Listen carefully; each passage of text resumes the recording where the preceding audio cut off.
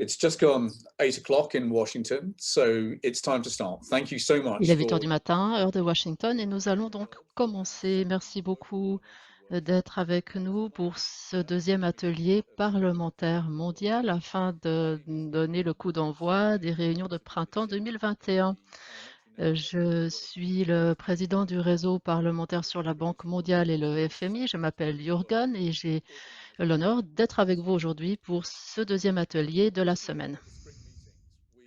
Cette année, pour les réunions de printemps, nous avons tenté d'organiser nos travaux en deux volets. Nous nous sommes rencontrés hier pour reconnaître que le vaccin anti-Covid nous permet de voir la fin du tunnel après une année très difficile. Cependant, nous devons nous assurer que chacun puisse parvenir à la fin de ce tunnel. Et nous savons tous que personne n'est à l'abri jusqu'à ce que nous soyons tous à l'abri de cette maladie.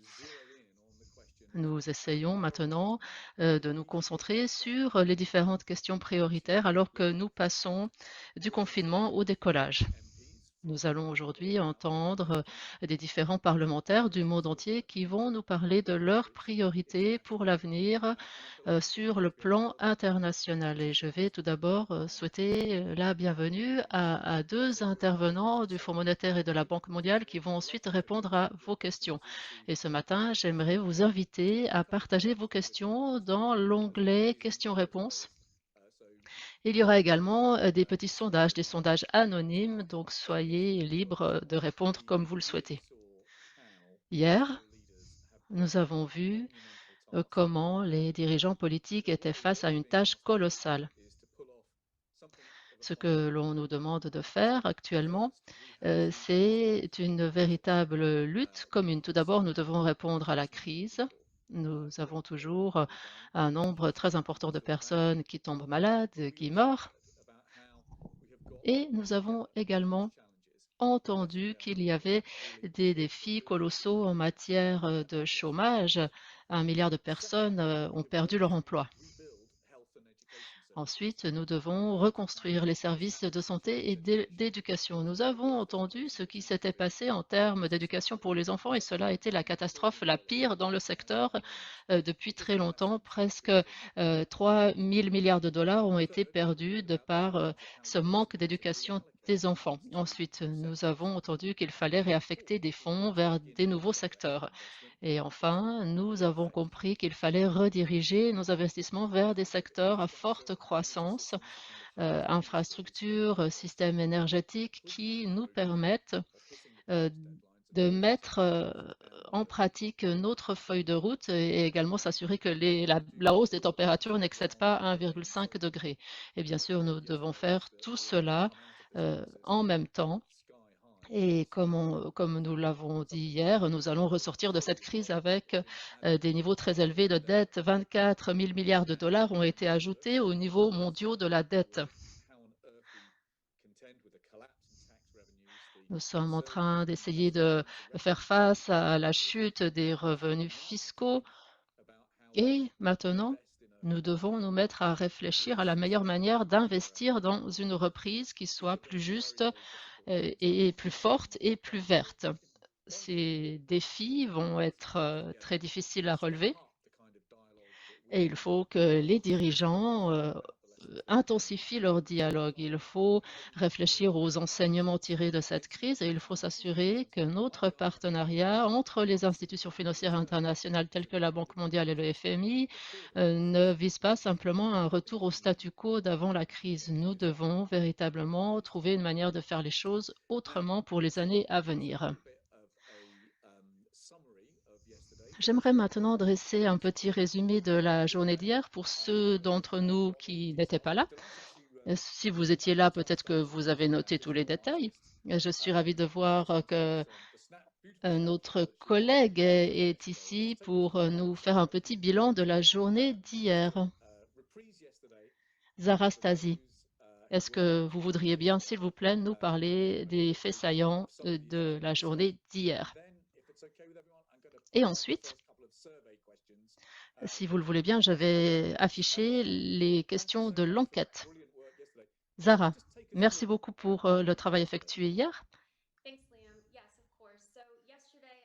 Merci, Liam. J'aimerais vous montrer visuellement le travail que l'on a fait hier. Voici le type d'outil qui permet de mieux comprendre ce que l'on a couvert dans la réunion d'hier. Nous avons parlé de la nécessité de sortir du tunnel, nous avons parlé de l'équité, c'est-à-dire y parvenir tous en même temps. Ensuite, nous avons parlé du contexte de la COVID-19 et nous avons également mentionné que les fonctionnaires étaient au cœur du défi pour essayer de passer de la pandémie à l'accord de Paris à la fin de la pandémie. La question qui a été posée était la suivante: comment reconstruire de manière plus équitable et quels sont les points sur lesquels nous devons nous concentrer pour cette reconstruction? Tout d'abord, les intervenants ont parlé du besoin de coopération entre les différentes parties prenantes. Il s'agit également de partager les expériences et les apprentissages. Ensuite, toujours dans la même veine, nous avons parlé de la nécessité de renforcer la confiance sur le plan international, la nécessité de restaurer des relations de confiance et une collaboration internationale. C'est quelque chose qui nous permet de mieux affronter l'inconnu, c'est-à-dire être préparé à relever les défis de demain ensemble. Et bien sûr, agir de manière proactive avant que les catastrophes n'interviennent. Ensuite, nous avons parlé également du rôle que joue la communication, savoir ce que l'on souhaite dire et comment nous souhaitons le dire. Puis, nous avons parlé de l'absence de compromis entre la santé et l'économie. Nous nous sommes concentrés sur le lien entre l'économie et les vaccins. Comme Liam l'a dit, chacun doit s'impliquer dans la quête d'une solution. Les vaccins doivent être accessibles pour que l'économie puisse reprendre dans une bonne voie. Ensuite, nous avons parlé de la nécessité d'investir dans l'avenir et les solutions numériques ont été citées à maintes reprises. Il s'agit d'un facteur qui permet d'égaliser la donne et qui nous permettra de sortir de cette crise plus facilement. Ensuite, en termes d'éducation, nous avons parlé énormément de l'aspect numérique.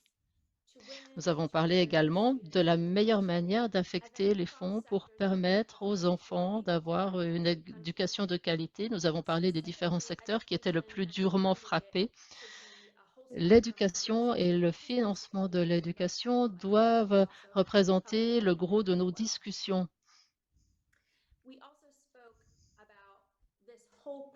Ensuite, nous avons parlé du projet qui est celui de sortir du tunnel et qui doit être renforcé par des ressources internationales. En même temps, ce sont les besoins nationaux et les décideurs nationaux qui auront un rôle prépondérant à jouer pour la sortie de cette crise. Ensuite, nous avons parlé également de la reprise verte.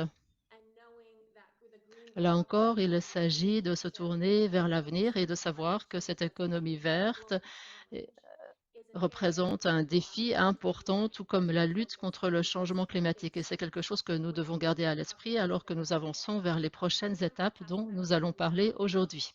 Voilà, Liam, je te rends la parole. Merci. Merci beaucoup. Fantastique résumé de la journée d'hier. Et je me réjouis d'avoir notre discussion d'aujourd'hui et que vous allez ensuite synthétiser. J'aimerais que l'on fasse afficher les questions de l'enquête, s'il vous plaît.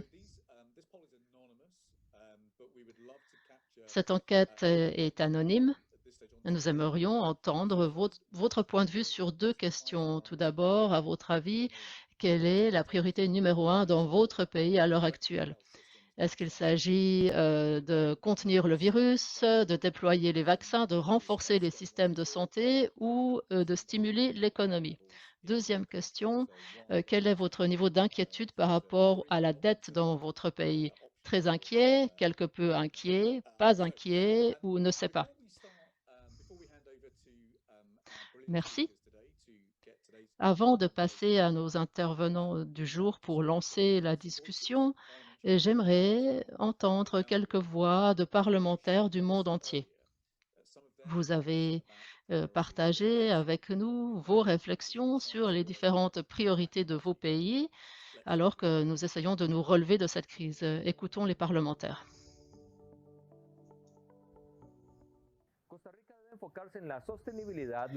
Le Costa Rica doit se concentrer sur les investissements verts et les énergies renouvelables. Pour ce faire, j'ai proposé 2 projets de loi au Congrès qui vont aider à préparer notre économie aux défis de demain. Tout d'abord, il s'agit de promouvoir une stratégie de capture du carbone à partir du sol par l'émission de champignons qui facilite la transition vers une économie verte, résiliente et à faible émission afin de changer de paradigme dans notre voie vers la décarbonisation, ainsi que pour être plus compétitif sur les marchés.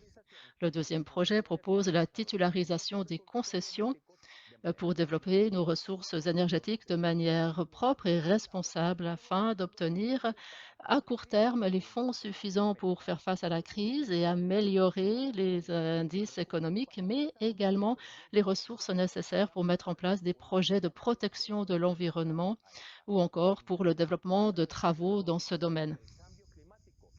Il s'agit de lutter contre les conséquences du changement climatique et lutter contre l'effet de serre afin de donner à la prochaine génération un meilleur pays.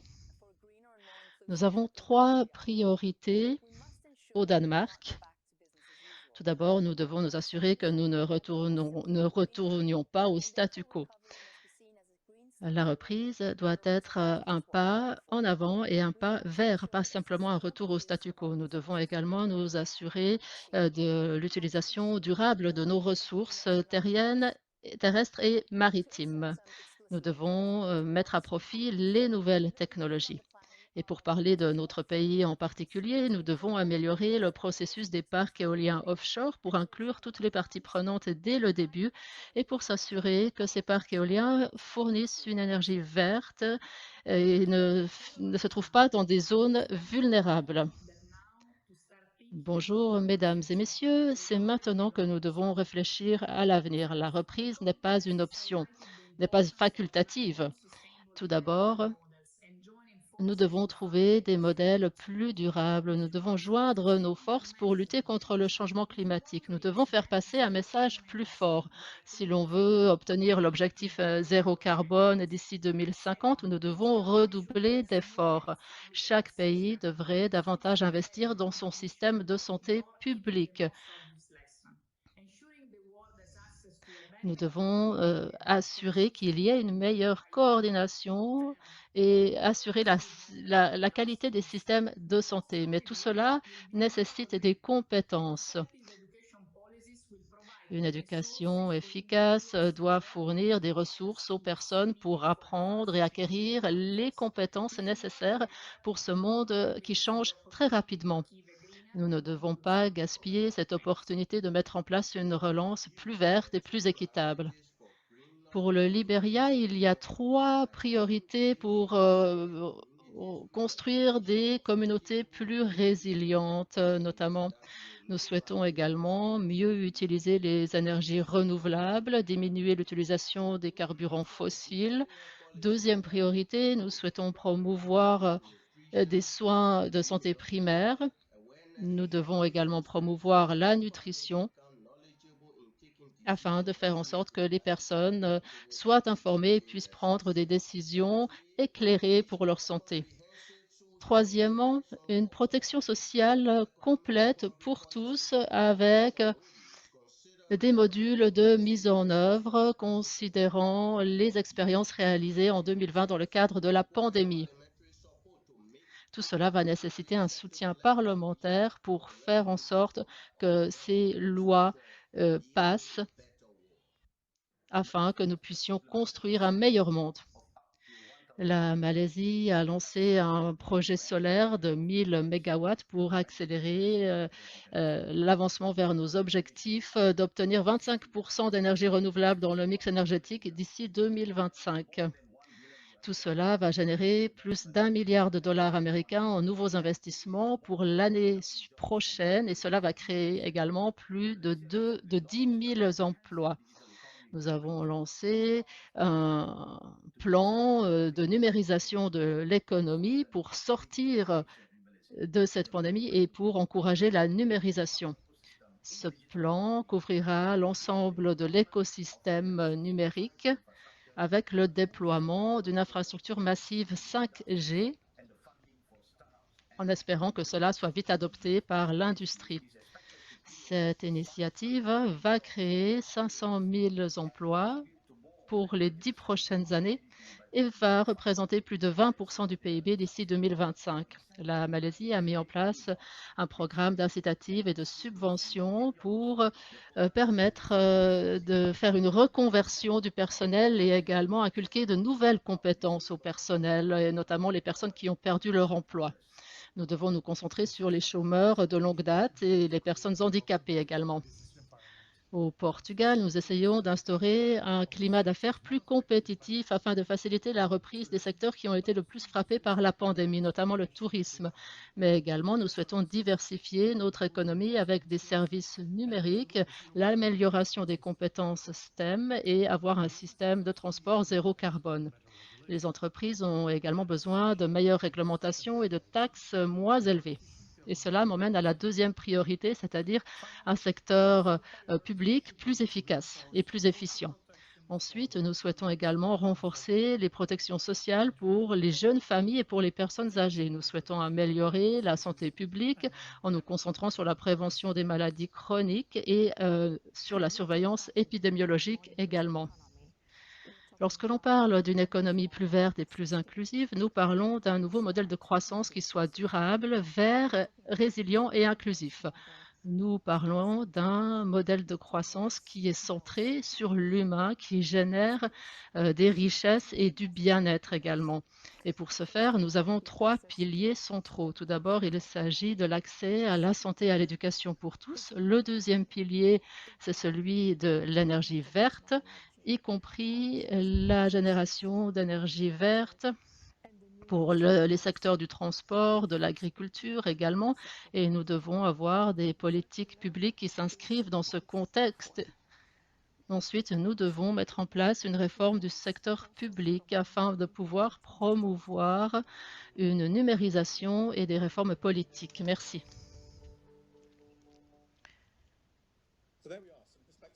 Eh bien voilà, des perspectives venues du monde entier pour lancer notre discussion de ce matin. Il y a 10 500 jours d'ici le mois d'avril 2050 lorsque nous atteindrons la limite des accords de Paris. Et les PIB sont censés se multiplier par 2 dans un grand nombre de pays. Donc, il devrait y avoir suffisamment de richesses de créer pour atteindre l'objectif de mettre un terme à la pauvreté et de procéder aux investissements dont nous avons besoin pour réaliser les obligations que nous avons souscrites à Paris. Comment nous allons vivre les prochaines années, cependant, déterminera nos résultats des 20 à 30 prochaines années. Pour lancer la discussion sur les priorités en la matière, j'ai l'immense plaisir d'avoir avec nous Jürgen Vogele, vice-président pour le développement durable de la Banque mondiale, et Sheila Pazarbasioglu, directeur de la stratégie politique et département d'évaluation du Fonds monétaire international. Merci à tous les deux de vous joindre à nous. Je vais vous donner le micro d'abord, Jürgen, pour quelques remarques liminaires, puis nous passerons à Cilia, puis nous écouterons les questions des parlementaires qui nous regardent du monde entier. Si vous avez des questions que vous souhaitez poser, indiquez-les dans la section questions-réponses et je m'assurerai que nous répondons à toutes vos questions. Jürgen, à vous. Merci infiniment, Liam. Merci de nous avoir invités, Sheila et moi, pour ce débat extrêmement important. Et merci aussi de votre présentation et de votre synthèse au début de la séance. Nous avons 5 grandes crises, une crise de l'emploi, une crise de l'éducation, une crise du climat, une crise de la pandémie et ce dont nous n'avons pas besoin en prime, c'est une crise de leadership. C'est la première chose que je voulais dire. Donc, c'est pourquoi je suis ravie que cette discussion ait lieu avec vous tous, car vous êtes maintenant dans la position enviable, et nous en avons déjà parlé un peu hier, du fait que vous pourrez faire des choix. C'est vous qui déciderez la direction pour les pays, les fonds, les financements, la technologie, le retour à l'école ou non, et surtout dans le contexte de la pandémie de Covid, dans quelle mesure vous vous concentrerez sur la prévention. Je voulais le préciser d'emblée. Ce n'est pas la dernière pandémie à laquelle nous allons devoir faire face. Et ce n'est pas la première et ce n'est pas la dernière. Il y en a d'autres, il y en aura d'autres.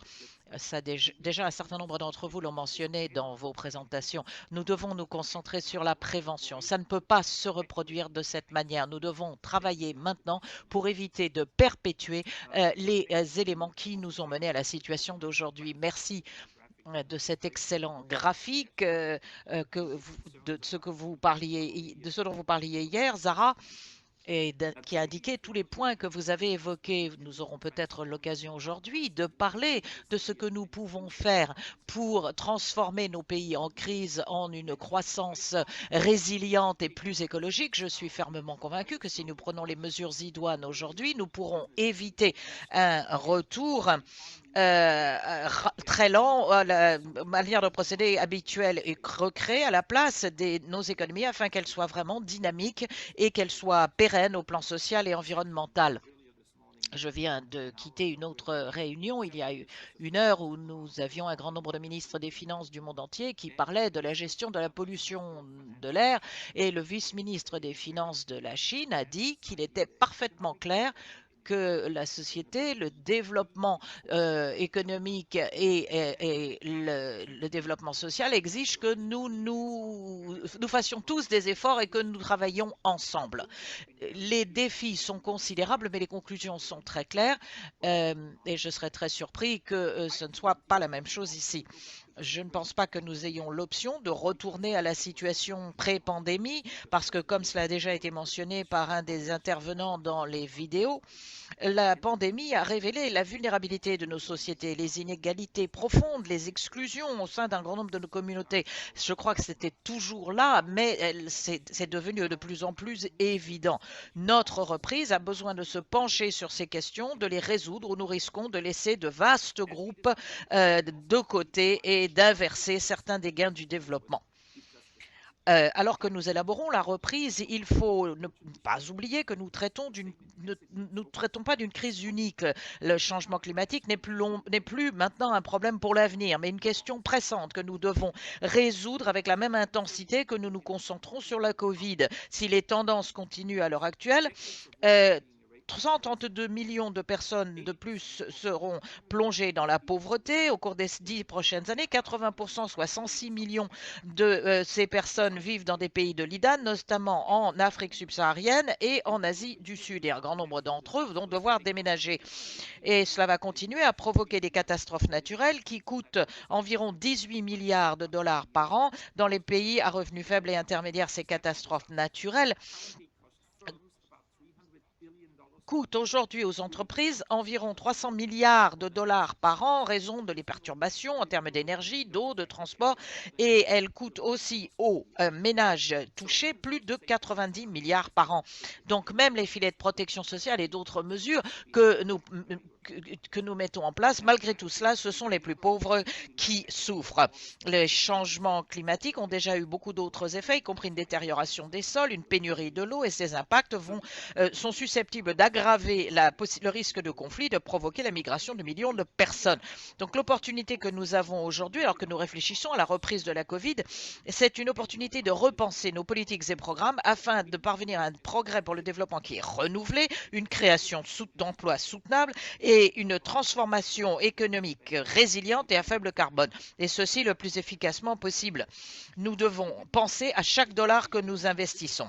La bonne nouvelle, c'est que pour chaque pays, le plus grand degré d'ambition au niveau du climat et aussi en se concentrant davantage sur la pérennité du développement est plus efficace et meilleur pour les économies et les populations. Pour chaque dollar investi dans une infrastructure résiliente, 4 dollars d'avantages sont générés. Au total, cela représente 4,2 000 milliards de gains pour les qui sont prêts à être disponibles pendant la durée de vie de la nouvelle infrastructure. Un passage à des économies plus résilientes, à plus faible émission de carbone, peut aussi créer plus de 65 millions nets de nouveaux emplois d'ici 2030. Et l'investissement dans la restauration des paysages et des écosystèmes offre des opportunités sans précédent d'améliorer les revenus ruraux, de renforcer la productivité agricole, de protéger une biodiversité irremplaçable et de réduire la vulnérabilité aux sécheresses et aux inondations. Ceci est positif non seulement pour l'environnement, mais aussi pour stimuler les économies. L'un des éléments de changement les plus importants que nous pouvons faire de manière immédiate et qui est positif tant pour l'économie que l'environnement et qui est conçu pour optimiser les impacts sur les populations, c'est de rediriger le soutien financier existant vers des secteurs spécifiques. Je vais vous donner quelques exemples. Vous n'êtes pas sans savoir que les pays du monde entier dépensent des milliards de dollars pour fournir un soutien financier à l'énergie et à l'agriculture.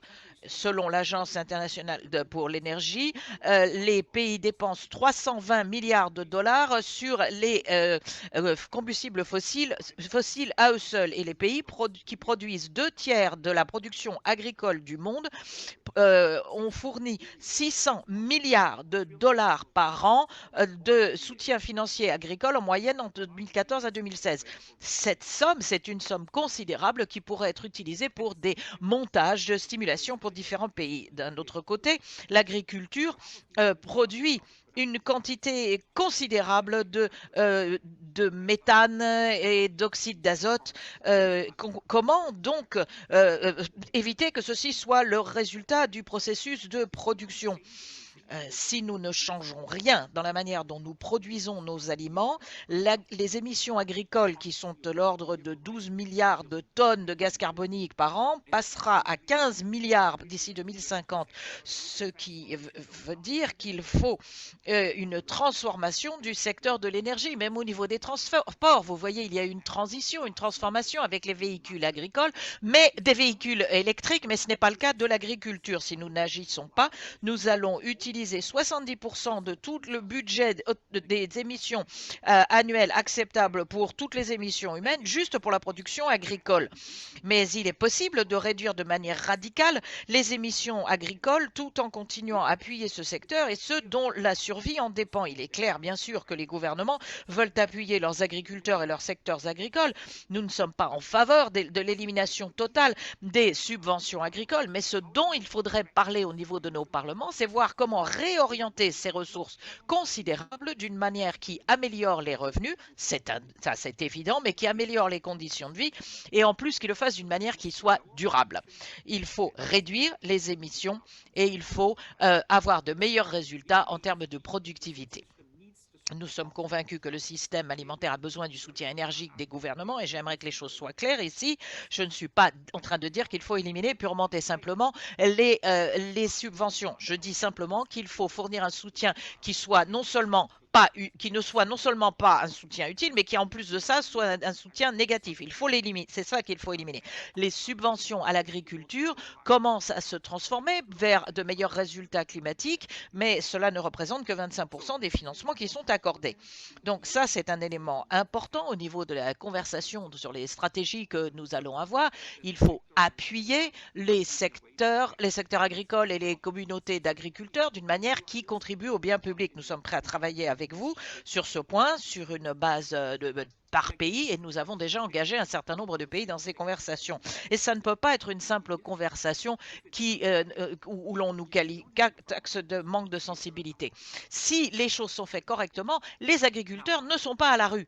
Donc l'un des outils que nous avons mis au point au niveau de la banque, c'est ce que nous appelons le cadre RICE, qui représente résilience, inclusion parce qu'on a beaucoup parlé, durabilité, j'en ai parti, efficacité, chaque dollar compte, et par résilience, qu'est-ce que nous entendons? C'est la capacité d'agir de manière à éviter les chocs, assurer la résilience des infrastructures face aux crises. L'inclusivité, bien sûr, cela veut dire inclure tous les groupes de la société pour qu'ils aient accès au marché, aux produits et aux crédits, nous assurer que les pays puissent utiliser leurs capitaux à tous les niveaux, capitaux financiers, humains, intangibles, et puis accroître l'efficacité en optimisant le bien pour les sociétés tout en réduisant les effets négatifs. Nous utilisons donc ce cadre RISE pour travailler dans beaucoup de pays du monde pour améliorer les vulnérabilités dans ces différents secteurs. Nous fournissons des conseils en termes de stratégie, d'investissement pour qu'il y ait les rendements maximum de ces investissements. Une autre série importante d'activités que nous allons utiliser pour appuyer les pays, c'est notre travail sur le changement climatique. J'aimerais vous dire, vous avez sans doute entendu que la semaine dernière, nous avons présenté à notre conseil des administrateurs les grandes lignes d'un nouveau programme d'action sur le changement climatique qui devrait permettre de modifier la manière dont nous travaillons avec nos clients et certainement la manière dont nous travaillons à l'interne. Ce que nous allons lancer, c'est le rapport sur le changement climatique et le développement, ou CCDR, qui vous permettra de mieux comprendre les interactions entre le développement, y compris la réduction de la pauvreté, la croissance et l'inégalité, et le changement climatique et les politiques climatiques dans vos pays. Nous essayons de voir comment le changement climatique et la décarbonisation mondiale peuvent avoir un impact sur le chemin et les priorités de développement d'un pays et les domaines potentiels d'intervention dans les actions, dans les pays, pour permettre une adaptation, une résilience et une atténuation pour améliorer les résultats en termes de développement. Pour ceux qui veulent travailler sur les NDC, nous nous engagerons également avec vous pour vous aider à informer vos stratégies nationales. Le plan d'action de le changement climatique aidera également les pays à concentrer leurs efforts sur 5 secteurs clés qui représentent environ plus de 90% des émissions mondiales: l'énergie, l'agriculture et les denrées alimentaires, les villes, la manière dont les villes se carbonisent ou se décarbonisent, les transports et les systèmes de production. Tout ceci représente 90% des émissions mondiales. Et les pays doivent trouver une méthode de tirer parti des besoins mondiaux pour transformer ces secteurs afin de moderniser, créer de bons emplois pour la population à tous les niveaux de qualification et rendre les infrastructures, les économies et les sociétés plus résilientes. Le nouveau plan d'action annonce que le groupe Banque mondiale alignera ses flux de financement sur les objectifs de l'accord de Paris. Du côté du secteur public, la Banque mondiale alignera toutes ses opérations de cette manière d'ici le 1er juillet 2023. C'est important étant donné tout ce que nous finançons au niveau de nos institutions, nos interactions par le biais de l'IFC et avec les autres banques centrales. Nous avons fait cette annonce et pris l'engagement de procéder ainsi. Nous avons confirmé que notre objectif ambitieux de financement climatique nouveau de 35% en moyenne sur la durée du plan, la BIRD et l'IDA affecteront 50% de leur financement climatique à des actions d'adaptation. Voilà donc comment nous allons repenser la résilience, la relance. Et je vais maintenant donner la parole à Sila qui va nous présenter la dimension, la perspective du FMI. Merci Jürgen. Merci beaucoup pour cette présentation. Cette présentation qui nous a montré très clairement que nous devons maintenant faire face à certains changements colossaux. Bien sûr, les agriculteurs sont face à une situation catastrophique. Et alors que nous avançons dans ce cadre politique vers un nouveau modèle, nous devons rassembler tout le monde autour de nous et c'est quelque chose d'important. Merci beaucoup d'avoir reconnu l'ampleur de ces défis politiques et la nécessité de cette transition. Voilà, cela étant dit, Géla, je vous donne la parole pour entendre votre avis et la perspective du Fonds monétaire sur certaines de ces questions. Merci beaucoup. C'est un plaisir d'être avec vous et de pouvoir parler aujourd'hui et participer à ces discussions du réseau parlementaire. Bien sûr, nous sommes tous ensemble à ce carrefour de l'économie et du climat. Et je crois que chacun présent ici aujourd'hui a un rôle important à jouer pour accomplir nos objectifs. Nous avons à peine révisé nos projections, une croissance de 6% pour 2021, contre 5,5% tel que projeté en janvier. C'est une bonne nouvelle qui est en partie due à des mesures exceptionnelles prises par les gouvernements, notamment 16 000 milliards en termes d'argent investi par les banques centrales. Mais bien sûr, les différences entre les pays restent apparentes. Beaucoup de personnes sont encore au chômage. Il y a un manque d'accès aux vaccins. Nous voyons donc une reprise à vitesse variable, ce qui pose certains défis. Bien sûr, la reprise des États-Unis va soutenir une croissance mondiale, mais tout cela peut également déboucher sur un resserrement des conditions financières qui pourraient rendre les choses difficiles pour les pays en développement et les économies émergentes, notamment face à certains des problèmes dont nous allons parler aujourd'hui. C'est pourquoi nous devons nous assurer qu'il y ait une communication politique claire et également une mise en œuvre efficace de par toutes les parties prenantes. La priorité demeure de sortir de la crise sanitaire en nous concentrant sur le déploiement de vaccins. On dit toujours au Fonds monétaire que la politique vaccinale est en fin de compte une politique économique. 9 000 milliards de dollars qui seront ajoutés au PIB mondial d'ici 2025 et 60% de cela va aller vers les économies émergentes et 40% les économies avancées. Il est donc très important que nous résolvions cette crise sanitaire en premier. Ensuite, nous devons également cibler des politiques utiles, aider les travailleurs à se diriger vers des secteurs en expansion, assurer la mise à jour des compétences des travailleurs à cette fin.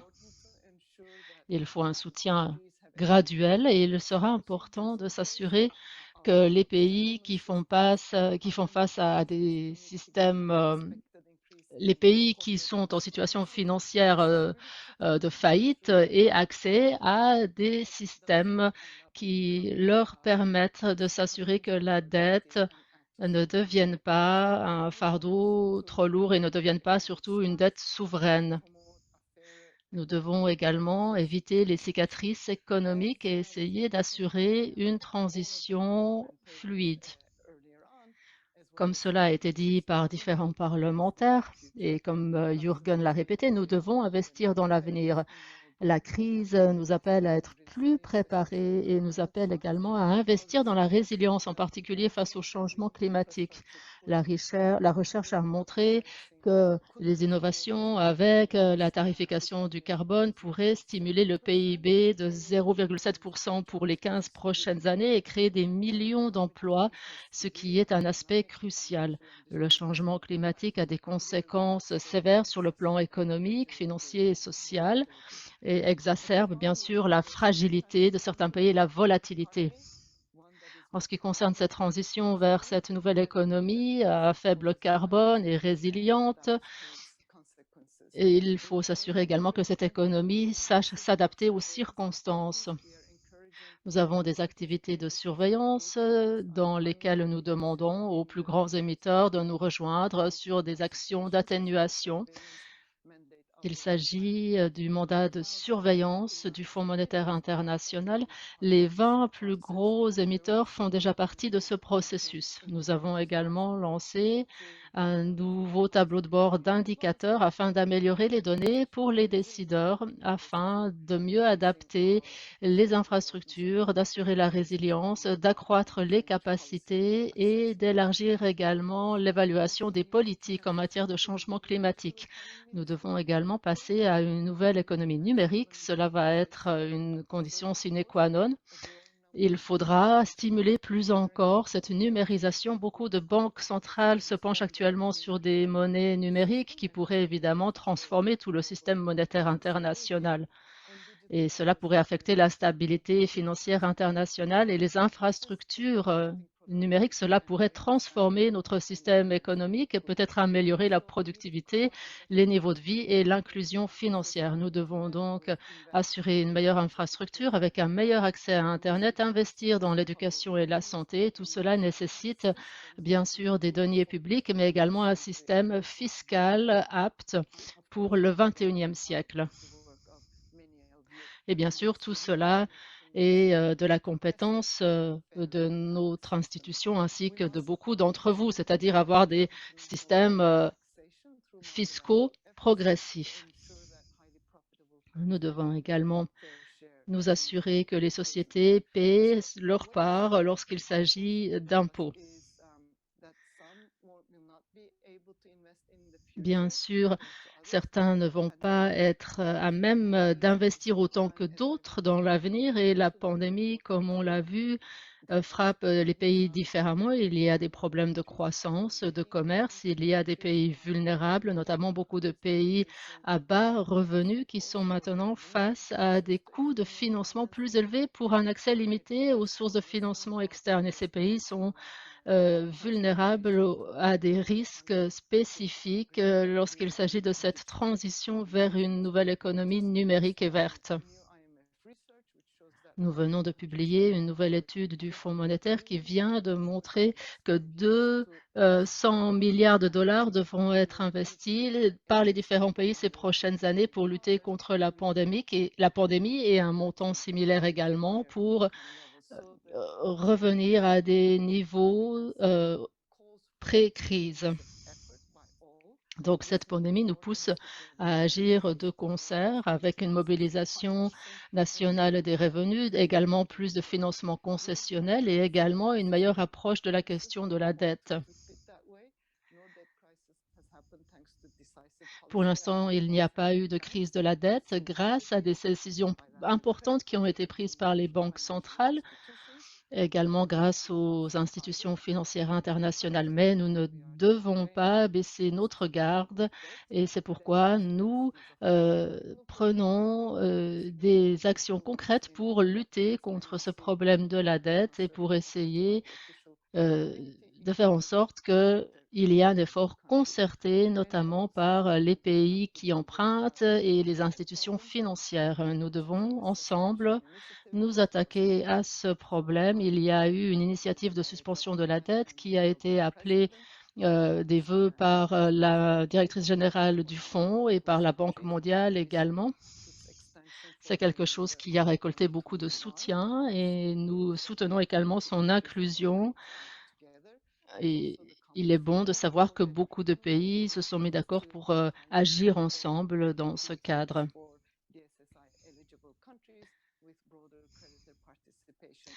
Il s'agira également d'améliorer la participation au crédit, notamment pour le secteur privé qui, à ce jour, n'a pas beaucoup participé au DSSI. Ensuite, nous avons également vu un fort soutien autour de l'idée d'avoir 550 000 dollars de droits spéciaux afin d'ajouter des liquidités sans pour autant alourdir le fardeau sur les États. Nous espérons également voir une nouvelle affectation de ces droits de tirage spéciaux de la part des pays avancés vers les pays les plus vulnérables.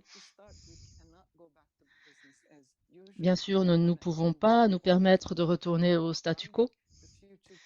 Nous allons citer Mahatma Gandhi qui a dit que l'avenir dépend de ce que l'on fait aujourd'hui et je crois que c'est quelque chose de tout à fait visible. Aujourd'hui, nous devons agir ensemble pour le bien de tous. Merci beaucoup.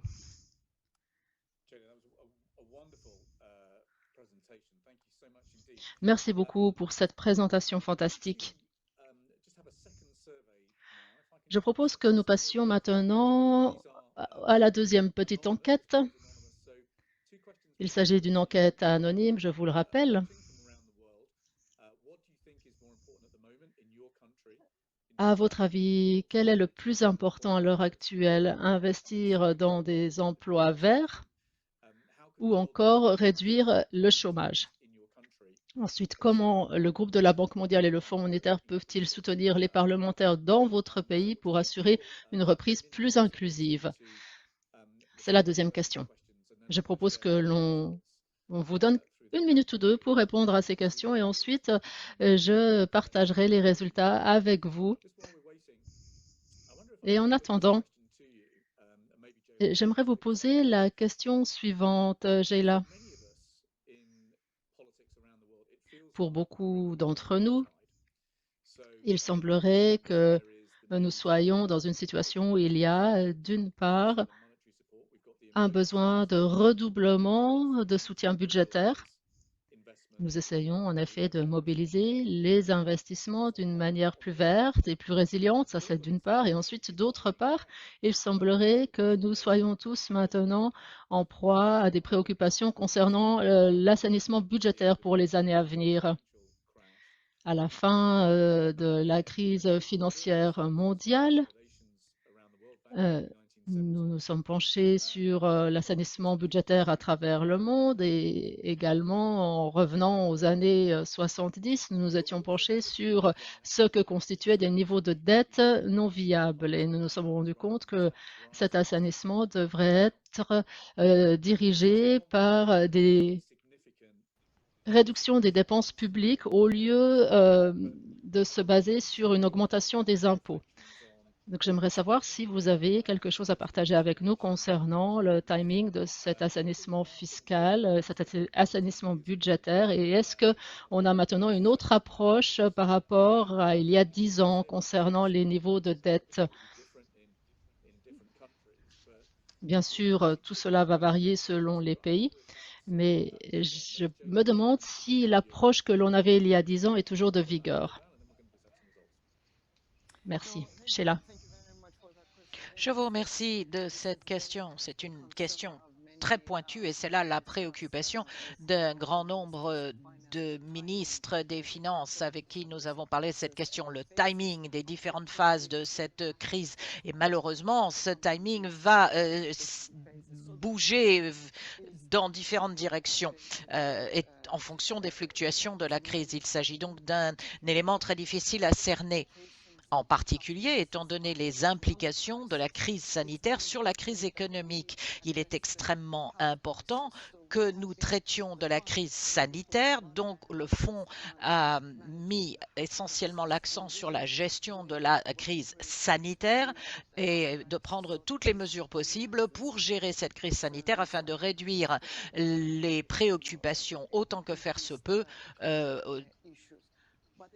pour ne pas intensifier les problèmes économiques. Ceci étant, lorsque l'on essaie de réfléchir à un effort d'assainissement budgétaire sur le moyen terme, doit aller de pair avec la résolution de la crise sanitaire.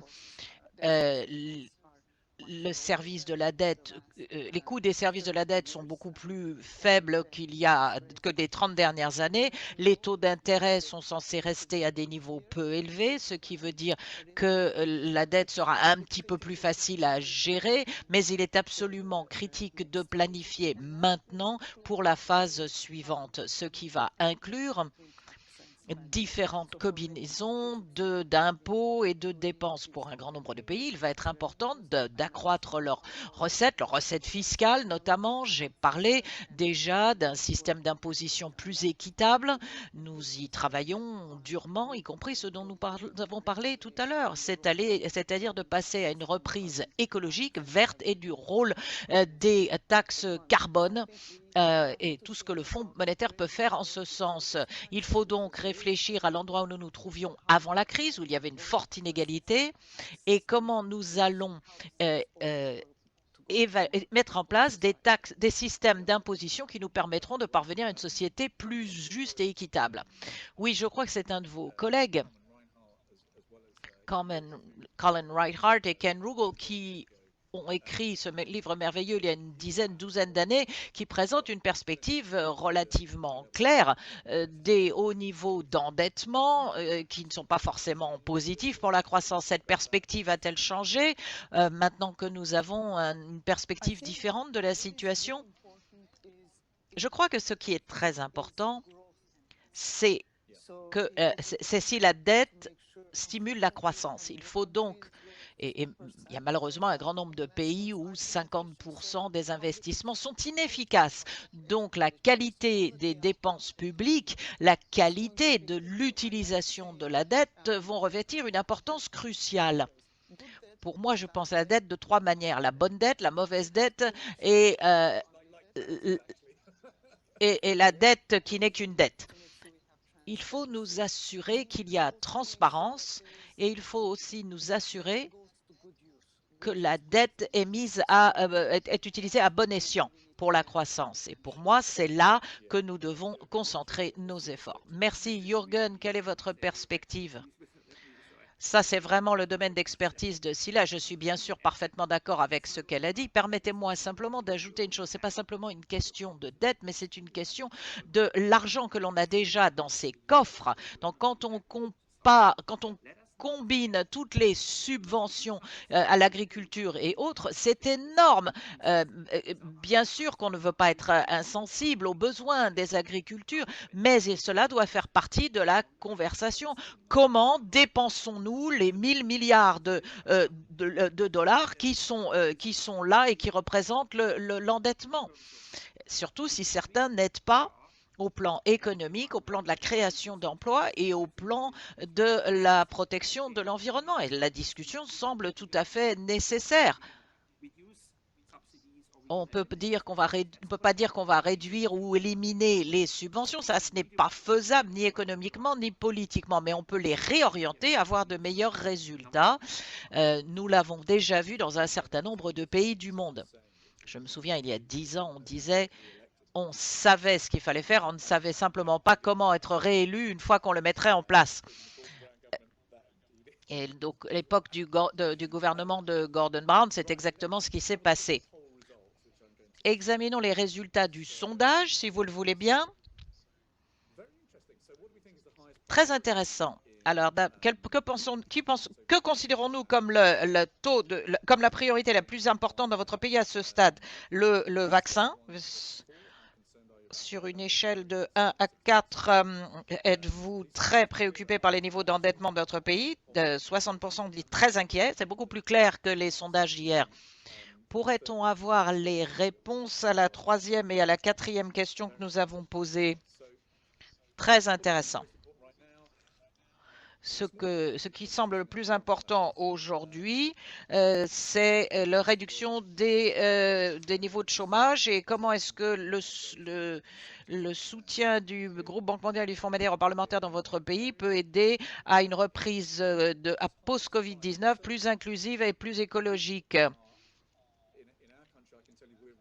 Dans notre pays, je sais que nous essayons de déterminer comment récupérer et devenir vert. Les responsables disent que pour eux, ces deux objectifs fonctionnent en tandem. Donc les gens diront, mais est-ce qu'il ne faut pas d'abord la reprise et après devenir plus écologique? Dans certains pays, il y a beaucoup de malaise parce qu'on considère que c'est un compromis. Il faut créer des solutions politiques pour résoudre ce problème. Et selon moi, on parle de fabricants verts, fabricants écologiques. Ça a été une solution de compromis. Jürgen, pourrais-je vous inviter tout d'abord à nous dire, d'après vous, ce que vous tirez de ces observations? Cette tension entre chômage et reprise. Écoutez, c'est une discussion qui a lieu quotidiennement, comme chez vous, je suppose. Oui, il y a un compromis, mais il faut qu'on fasse les deux en même temps, mais on ne peut pas. Donc, il faut d'abord que les gens retrouvent un emploi et après, on pourra se préoccuper du reste. Pour moi, c'est le contraire. Le compromis, c'est ne pas agir maintenant. On a toujours dit, oui, à long terme, l'écologie, c'est mieux, le vert, c'est mieux. Non, il y a beaucoup d'emplois que l'on peut verdir aujourd'hui si l'on se concentre, si l'on fait les efforts. Et les options existent. Il faut les trouver, les identifier et résolument les adopter au lieu de les reporter.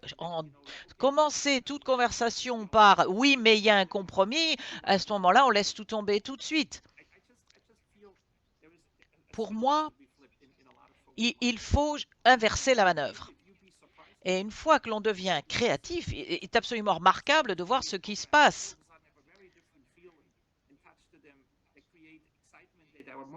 Il faut créer un dynamisme qui serait plus enthousiasmant,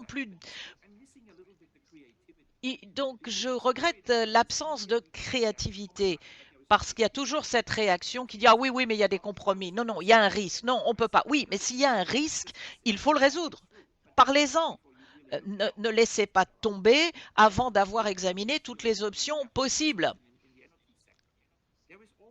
Au niveau du secteur de l'énergie, on dit il faut se débarrasser du charbon et il faut aller vers le gaz. Dans certaines circonstances, il y a quand même d'autres options. Et si vous cherchez un peu plus, vous verrez qu'il existe beaucoup d'autres possibilités. Une excellente réponse et certains de mes collègues à Oxford ont fait un travail remarquable pour examiner les mesures programmatiques qui sont bonnes pour la décarbonisation et la création d'emplois. En parlementaire, lorsque nous disons qu'il ne faut pas revenir à la manière dont on faisait les choses avant, il y a un message qu'il faut bien transmettre, c'est élaborer les choses en fonction des circonstances des pays. Quelle est votre perspective? Très rapidement, pour ce qui est des compromis, je suis d'accord avec vous deux. Il y a des compromis et en même temps, on pourrait trouver des emplois. J'ai passé de la poussée de l'infrastructure, des infrastructures vertes qui pourraient être très positives pour la croissance. Ceci dit, dans certains pays, l'on se heurtera à des compromis plus importants que dans d'autres. C'est pour ça que nous parlons de conseils qui sont adaptés au cas individuel de chaque pays, comprendre les besoins de chaque pays et concentrer nos recommandations sur les conditions initiales de chaque pays et ce qui doit être fait pour résoudre ces problèmes. Certains des pays à faible revenu seront confrontés à des compromis très difficiles avec entre la croissance économique et le changement climatique et auront besoin du soutien de la communauté internationale. Il faut donc un montage de mesures très exhaustif dans les économies avancées, mais aussi dans les pays à faible revenu. Je pensais que les résultats du sondage parlent clairement de l'importance des vaccins. C'est la priorité fondamentale. Nous devrions tous nous concentrer là-dessus pour nous assurer qu'il y a accès aux vaccins par tous.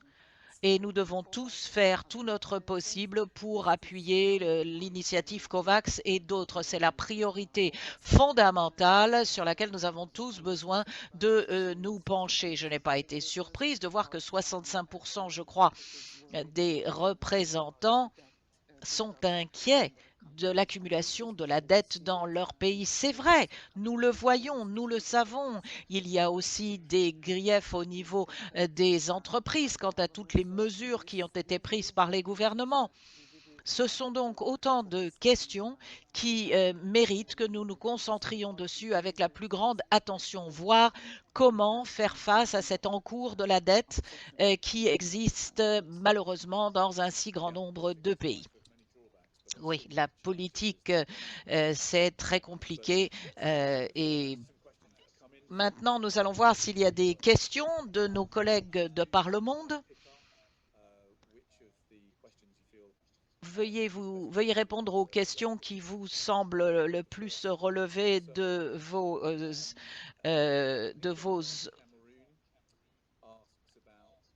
aptitudes. Le Cameroun demande quelles sont les mesures qui doivent être prises rapidement pour prendre les mesures pour éradiquer la pauvreté extrême et que cela ne soit pas éliminé par les efforts faits pour lutter contre la pandémie. L'Algérie demande comment faire preuve pour nous assurer que nous sommes plus résilients aux crises ultérieures. Jürgen, vous l'avez dit dans vos remarques avec beaucoup d'éloquence, nous devons nous assurer que nous sommes mieux préparés, que nous avons tiré les enseignements de ce que nous avons vécu.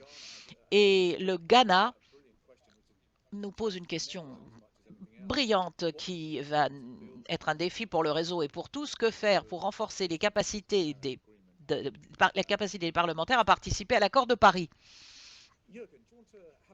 Jürgen, est-ce que vous voulez essayer de répondre à la première question? Oui, plus de 100 millions de personnes sont tombées dans la pauvreté, c'est-à-dire en dessous du seuil minimum l'an dernier, est très perturbant. Il y a une chose, un outil très utile dans notre panoplie, ce sont les filets de protection sociale et les programmes de protection. Nous avons vu beaucoup de progrès en la matière avant la pandémie. C'est là peut-être les chiffres mieux que moi, mais je crois qu'il n'y a qu'une série de pays avant la pandémie qui avaient des filets de protection sociale fonctionnels sur leur territoire.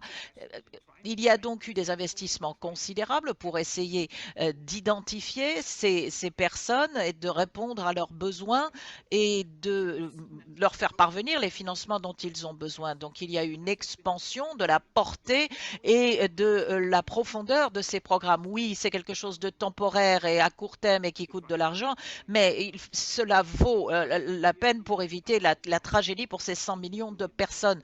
Nos programmes portent sur 20 millions pour les 12 derniers mois. Nous avons besoin de programmes communautaires qui se transfèrent directement aux particuliers. C'est donc un outil très important. Il faut que ceci puisse se faire. Ce n'est pas une solution aux problèmes sous-jacents, certes, mais c'est très important. Deuxièmement, l'investissement dans les systèmes alimentaires. Les gens très pauvres dépensent tout ce qu'ils ont sur la nourriture et s'ils n'en ont pas, ils ont faim. Plus de 100 millions de plus maintenant sont affectés. Donc si on ajoute ça au groupe de ceux qui souffrent de la faim, c'est parfaitement inacceptable. Malheureusement, nous pensons que ceci va encore se multiplier par deux. On envisage plus de 200 millions de personnes de plus, nouvelles personnes qui seront dans cette catégorie.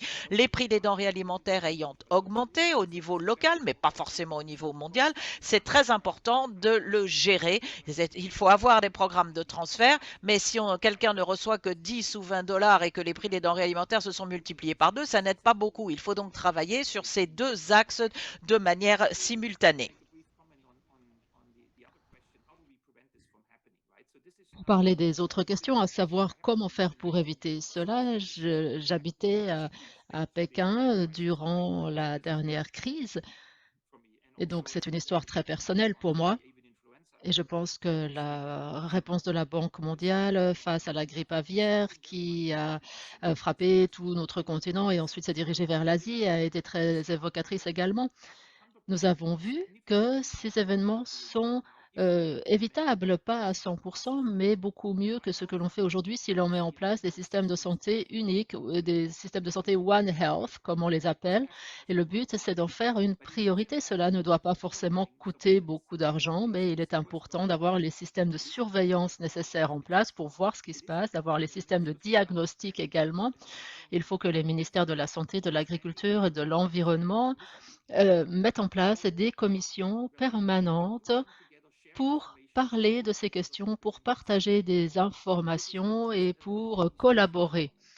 Il ne s'agit pas seulement d'un phénomène qui frappe l'Asie de l'Est. Il y a des personnes en Afrique et dans beaucoup d'autres pays qui sont à cette intersection, c'est-à-dire cette intersection de l'environnement, des espèces sauvages, de l'alimentation et de la manière dont on aborde ces différents éléments. Parfois, le secteur de la santé en est encore à l'âge de pierre, pour ainsi dire. Nous devons faire évoluer les choses. Il ne s'agit pas d'astrophysique dont on vous parle ici. C'est quelque chose d'assez rudimentaire. C'est quelque chose de très simple à faire en fin de compte, mais l'obstacle, c'est toujours la panique et la négligence. C'est-à-dire que tout d'abord, quand la catastrophe arrive, tout le monde panique. On l'a vu très bien avec la grippe aviaire. Et ensuite, quand la crise est passée, on passe à autre chose, on n'y réfléchit plus. Et ensuite, la crise suivante arrive. La crise actuelle est particulièrement grave, mais ce ne sera pas la dernière. Il est possible que les choses empirent. Regardez Ebola, par exemple. Heureusement, Ebola n'est pas trop contagieux. Mais imaginez un virus qui soit très contagieux et très meurtrier à la fois. Donc, j'appelle tous les parlementaires ici présents à faire de cela une priorité. Ce n'est pas quelque chose qui coûte des milliards de dollars. Et nous avons du matériel à partager avec vous, c'est-à-dire comment mettre en place ce système de santé unique, One Health, dans vos pays pour éviter de telles catastrophes. Merci. Merci beaucoup pour ce message très fort. Et en effet, j'ai souvent l'impression qu'il y a à l'heure actuelle de plus en plus de politiques qui se sont rendus compte en effet que ce type de crises vont être récurrentes maintenant, non seulement à cause des nouvelles mutations de la COVID-19 et des nouveaux confinements, mais également simplement parce que ce sont des crises qui vont se répéter et nous devons avoir un système fort en place. Oui, je suis d'accord. Si l'on regarde la grippe aviaire, par exemple, nous avions mis en place un programme au sein de la Banque mondiale qui a permis aux pays d'avoir accès à des fonds très rapidement en un laps de 3 ou 4 semaines. Nous avions créé ce programme, le Conseil l'avait approuvé et ensuite les pays pouvaient simplement s'inscrire pour en bénéficier. Nous avons parfois reçu des pays à double, c'est-à-dire qu'ils ont bénéficié 2 fois de suite de cette aide. Ainsi, ces pays ont pu améliorer leur système de diagnostic et de surveillance. Mais malheureusement, 6 mois après la crise, l'intérêt s'est évanoui et plus grand-chose ne s'est passé. Je pense que les pays doivent être responsables pour leur propre population, mais nous devons également tous être responsables les uns pour les autres parce que nous avons tous un rôle à jouer. Nous sommes tous dans le même bateau. C'est quelque chose qui doit être un objectif collectif.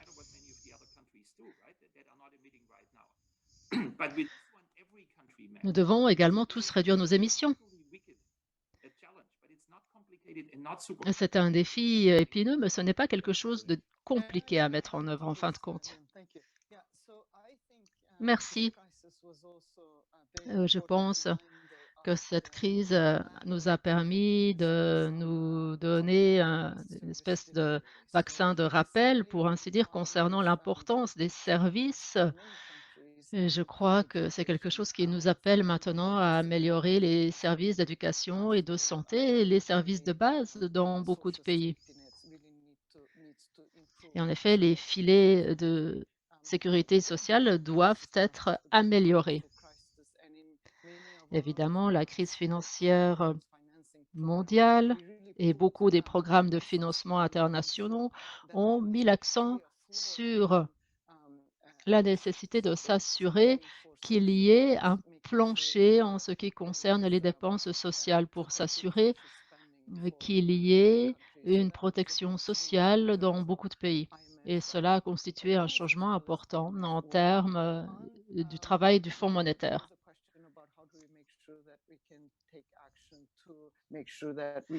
Vous nous avez demandé comment s'assurer que nous passions aux actes pour lutter contre la pauvreté. En effet, c'est une question importante et centrale. Nous devons également nous assurer que nous soyons plus résilients face à des crises à venir. Les crises économiques, les crises sanitaires ou les crises de toute autre nature frappent de manière exponentielle les pays les plus vulnérables. Donc, nous devons faire en sorte que les systèmes fiscaux soient plus progressistes, s'assurer également que les sociétés soient imposées de manière adéquate et clore les lacunes réglementaires qui permettent notamment aux personnes les plus riches de manipuler les lois. Il faut également améliorer la capacité de collecte fiscale et la communauté internationale doit redoubler d'efforts pour s'assurer que les pays puissent financer leurs dépenses critiques. Bien sûr, pour cela, il faut du financement concessionnel, des dons et parfois des systèmes de restructuration ou d'allègement du service de la dette.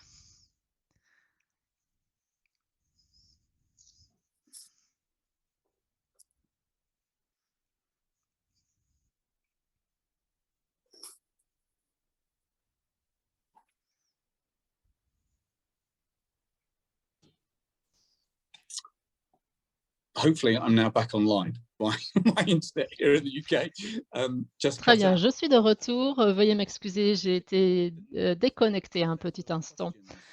J'aimerais maintenant passer à la deuxième série de questions. Je sais que certains d'entre vous doivent nous quitter dans quelques minutes, donc je vais aller assez vite. Le Sénégal nous demande si la déforestation a un impact sur les puits de carbone. Ensuite, autre question. Comment les pays peuvent-ils planifier leur mouvement vers une économie post-pandémie? Et je sais que la Banque mondiale vient de publier un rapport à cette fin. Ensuite, le Maroc demande quel mécanisme peut améliorer la coopération sud-sud face à ces crises sanitaires mondiales. Ensuite, question subsidiaire. Est-ce que la numérisation permettra de combler le fossé entre les pays riches et les pays pauvres, ou est-ce qu'au contraire, elle l'élargira? Je vous propose de choisir la question à laquelle vous souhaitez répondre. Allez-y. Jürgen. Merci. En ce qui concerne les arbres, à mon avis, font partie de la solution. Il ne faut pas l'oublier. En effet, il y a des forêts très importantes sur cette planète que nous devons conserver pour simplement assurer des niveaux de carbone viables. Et ces forêts continuent d'être des puits de carbone importants. Il ne s'agit pas seulement des forêts, en fin de compte, il s'agit également de la manière dont on gère le paysage. Cela inclut les forêts, mais également l'agriculture. J'ai parlé d'ores et déjà de l'agriculture. La production agricole et la production alimentaire doivent faire partie du même système. Ces activités ne doivent pas forcément émettre du carbone. On fait les choses comme on les a toujours faites et on ne s'est pas posé la question. Mais si l'on pratique une agriculture sensée, alors on verra très bien que tout tombe en place et qu'on pourra mieux gérer les forêts également. Bien sûr, c'est l'agroforesterie qui représente le futur alimentaire en Afrique. Ce n'est pas la même chose que l'on a fait en Europe ou aux États-Unis, par exemple. C'est quelque chose qui est une combinaison, c'est-à-dire un meilleur environnement et également une très forte production. Donc de ce côté-là, il n'y a pas de souci à avoir. Ensuite, quel instrument avons-nous pour travailler avec les pays? Je vous ai parlé du cadre RICE, c'est-à-dire une reprise inclusive et durable avec plusieurs indicateurs. Et ce que l'on fait, c'est qu'on fait des diagnostics pays par pays de manière indépendante avec nos collègues des pays pour essayer de comprendre quels sont les goulets d'étranglement, les manières où, avec un petit changement politique, tout pourrait être plus efficace. Donc, quelles sont les meilleures manières, les manières les plus efficaces d'agir? Et je peux vous envoyer un lien pour ce type d'outil de diagnostic. C'est quelque chose qui figure dans certaines de nos publications. Et je dois dire que c'est quelque chose qui a vraiment éveillé beaucoup d'intérêt parce que c'est un outil très pratique. Dans un contexte politique, on peut avoir des débats, certes, mais ensuite il faudra faire des choix. Il faut savoir où se retrouve la plus forte rentabilité. Que faire? Quelle est l'action qui va être la plus rentable? C'est la question qu'il faut se poser. Et c'est une manière très rationnelle d'avancer et de se poser les bonnes questions. Et en effet, c'est un outil très utile, très intéressant qui permet de réaliser un diagnostic et ensuite on parle avec le ministre de la Finance, par exemple, et on regarde les différentes mesures et on peut alors leur dire, voilà, ces mesures fonctionnent très bien, mais il y a 3 domaines où vous devez être plus efficace, par exemple. Et c'est quelque chose qui permet d'avancer. Donc, à mon avis, c'est un outil très utile et je serais très ravie de le partager avec vous. Merci. Ensuite, en ce qui concerne la coopération Sud-Sud face aux crises sanitaires, est-ce que vous avez une réponse, Jürgen? Oui, tout à fait. En effet, la coopération Sud-Sud est fondamentale. Nous travaillons avec la Chine, l'Inde, avec beaucoup de pays pour essayer de partager les expériences. notamment pour la pollution de l'air. Les différents ministres travaillent avec des ministres de l'Asie du Sud-Est sur la question de la pollution, justement. Nous avons beaucoup de discussions en cours avec la Chine, avec l'Inde, comme je l'ai dit, mais également avec d'autres pays. Après cette réunion, je vais discuter avec une coalition des ministres de la Finance sur le climat et nous allons en parler pendant 2 heures. Et là, ce n'est pas une collaboration sud-sud, mais plutôt une collaboration entre pairs. Et pendant 60 minutes, nous allons parler de cela avec la Chine, avec les États-Unis qui nous rejoignent également pour essayer de partager nos expériences. Et vous l'avez dit au début de la réunion, justement, c'est là l'utilité de partager des expériences, c'est-à-dire comprendre comment telle politique mise en œuvre dans tel pays a eu tels effets. Et ensuite, comment tirer les enseignements et peut-être faire les choses légèrement différemment. Je crois que c'est quelque chose de véritablement central dans ce contexte. J'étais directeur de l'environnement par le passé. On s'est penché sur les services écosystémiques. Et bien sûr, il s'agit d'internaliser les coûts des extrémités. Et dans ce sens-là, les discussions entre pairs ont été très utiles. Merci. Je vous remercie de vous être joint à nous. Nous espérons vous retrouver très bientôt, Jürgen. Je vais donner la parole à Jada sur les observations. Merci à tous, dit Jürgen. Merci. Je disais, Jada, est-ce que vous pouvez maintenant donner la parole à Zara ensuite pour ses observations. C'est là, je dois me précipiter à la même réunion que Jürgen, donc c'est une bonne manière de rassembler tout le monde, cette coalition.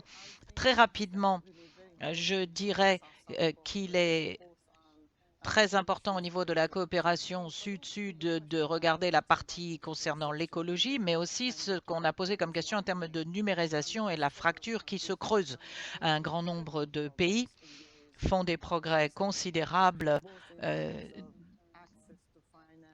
en termes notamment d'accès au financement, d'inclusion, et qui se servent de la numérisation de manière très concrète. Il est donc important d'avoir cette collaboration sud-sud et le partage de ces expériences les uns avec les autres. Je crois que c'est un élément essentiel de mon travail et de toutes les organisations internationales.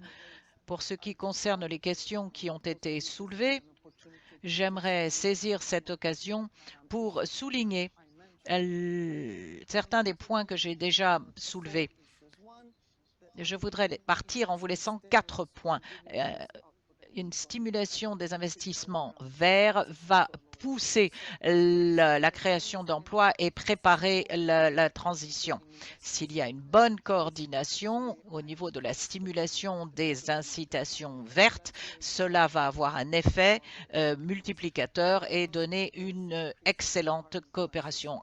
Préannoncer les objectifs en termes de réduction du carbone, reconnaître l'importance et encourager les investissements privés dans les technologies vertes, nous assurer que nous avons une transition équitable, ce qui exige que les gouvernements utilisent une partie des recettes du carbone pour financer la transition pour les ménages. Et les pays ont besoin de s'adapter au changement climatique et accroître leur résilience face aux risques considérables, et ceci exige une aide financière extérieure et donc le besoin pour la communauté de se rassembler et de se soutenir à la poursuite de cet objectif important. Merci de m'avoir permis de venir parler de ces questions avec vous aujourd'hui. Je ne vous entends pas. Merci infiniment de votre participation, vraiment.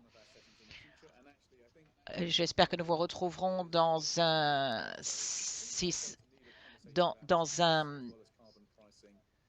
futur événement. Nous allons continuer cette conversation sur la taxe carbone et autres, alors que nous abordons cette question. Il y a Monsieur Christophe qui va nous en parler aussi.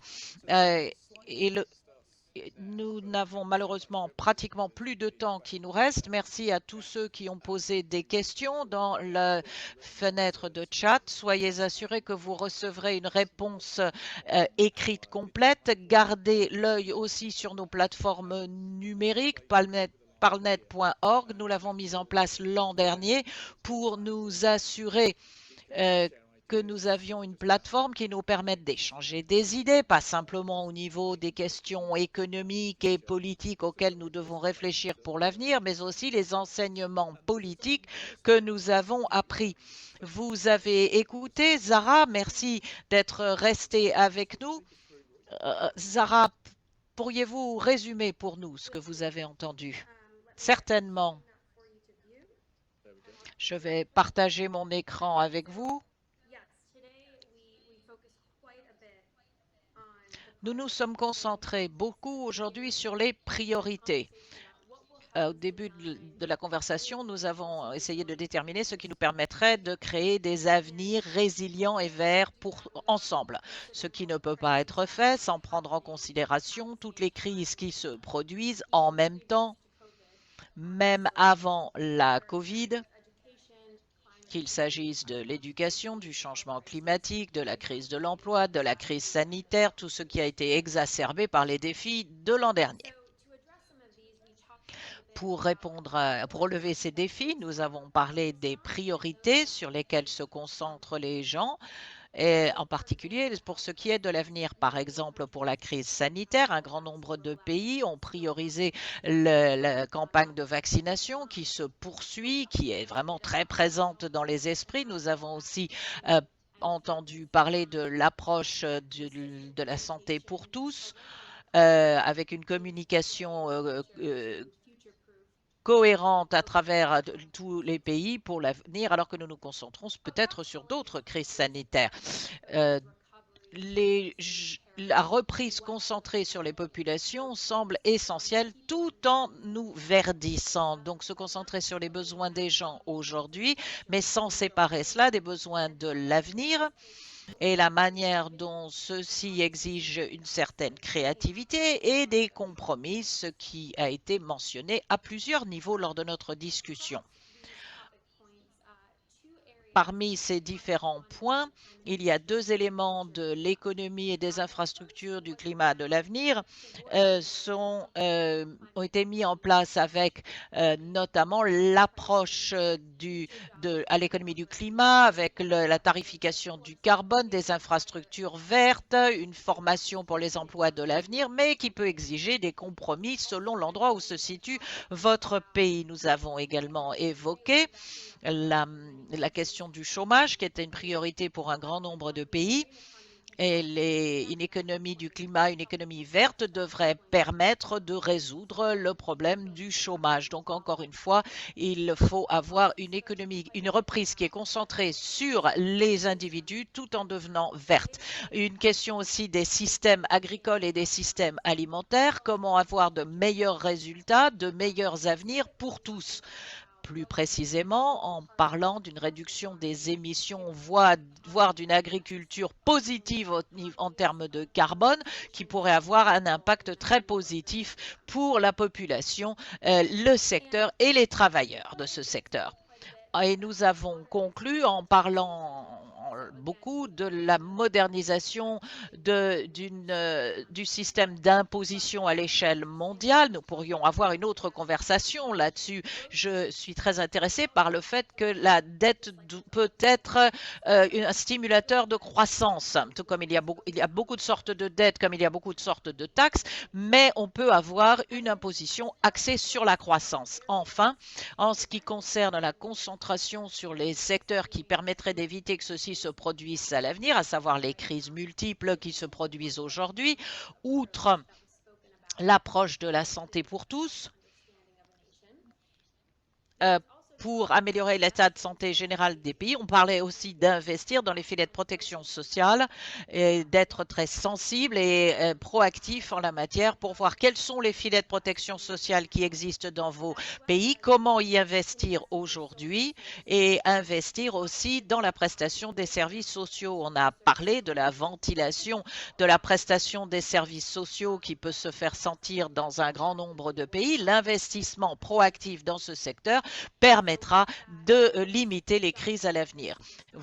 Ce document, cette conversation, cette diapositive est quelque chose que je vais vous transmettre, que vous pourrez utiliser pour vous souvenir de notre conversation et que vous pourrez partager avec d'autres pour leur faire adopter votre approche. Je vous redonne la parole, Liam. Merci. Merci, Zara. Un résumé parfait de la discussion d'aujourd'hui. J'espère que tous ceux qui nous ont suivis de par le monde pourront partager ces images, celles d'hier et d'aujourd'hui, avec d'autres. Voici qui nous amène à notre conclusion de notre deuxième atelier. J'espère que la réunion d'aujourd'hui et d'hier vous ont paru aussi utiles qu'elles me l'ont paru à moi. Notre objectif au cours de l'année est d'organiser quelques autres de ces réunions. Maintenant que nous disposons de cette technologie qui est presque parfaite, elle aussi, nous savons comment nous pouvons utiliser cette plateforme pour rassembler les parlementaires avec les représentants de la Banque mondiale et du Fonds monétaire et d'autres partenaires de plus en plus. Nous avons prévu une réunion avec l'OMS. Nous pourrions avoir une autre séance basée sur la discussion de ce matin avec nos collègues de l'OCDE qui ont fait énormément de travail de très grande qualité au niveau des impôts. Il est clair qu'il y a un travail considérable pour nous tous à faire ensemble. Nous devons rester en contact, nous devons continuer à échanger les bonnes pratiques et surtout à échanger les enseignements que nous avons appris au cours de l'année écoulée. Je sais qu'au Royaume-Uni, par exemple, dans un grand nombre de secteurs politiques, il nous a fallu innover plus rapidement l'an dernier et faire les choses différemment que dans certains cas depuis 10 voire 20 ans. Nous avons beaucoup appris sous la pression de cette crise. Et il serait souhaitable que nous tirions ces enseignements ensemble, que nous les partagions les uns avec les autres et surtout que nous continuions le dialogue avec les institutions de finances internationales quant à la manière dont leurs programmes doivent s'adapter au niveau pays afin de nous aider à naviguer les défis considérables qui nous attendent. J'espère que la journée d'aujourd'hui vous aura été intéressante. Nous aimerions avoir vos réactions, vos observations, vos commentaires. Si vous voulez contribuer des posts sur notre blog sur parlnet.org. Il s'agit d'un effort d'équipe et nous ne pouvons qu'échanger des idées et vous devez les intégrer dans ce dialogue. Voilà, nous allons clore cette réunion. Il me reste à vous remercier. L'équipe du travail remarquable qu'ils ont fait sur Interprefy, Guégan et Philippe, nos amis du réseau parlementaire, Sholto, Anna, Blind, Elizabeth, Steve et Zara, et tous ceux qui ont travaillé avec vous. Tous nos remerciements de nous avoir aidés à nous assurer que l'atelier d'hier et celui d'aujourd'hui se soient déroulés aussi bien. Nous vous sommes très reconnaissants. La dernière chose dont je voudrais vous parler concerne les jeunes membres du Parlement. À 8h30 demain, heure de la côte est des États-Unis, nous allons avoir un atelier sur l'utilisation de la technologie au service de la bonne gouvernance. Pour ceux qui demandent ce que c'est que les jeunes membres du Parlement, ce sont ceux qui ont moins de 40 ans. Nous avons un réseau croissant de jeunes parlementaires qui travaillent avec nous et nous aimerions les rassembler demain à 8h30, heure de la côte est des États-Unis. J'en ai terminé. J'attends vos réactions. Restez en contact, à participer aux prochains événements du Fonds monétaire et de la Banque au cours de la semaine. Dites-nous ce que nous pouvons faire pour continuer à améliorer nos activités sur ces plateformes. Nous aimerions avoir vos réactions, mais pour maintenant, je vous remercie à tous de vous être joints à nous et bonne fin de semaine.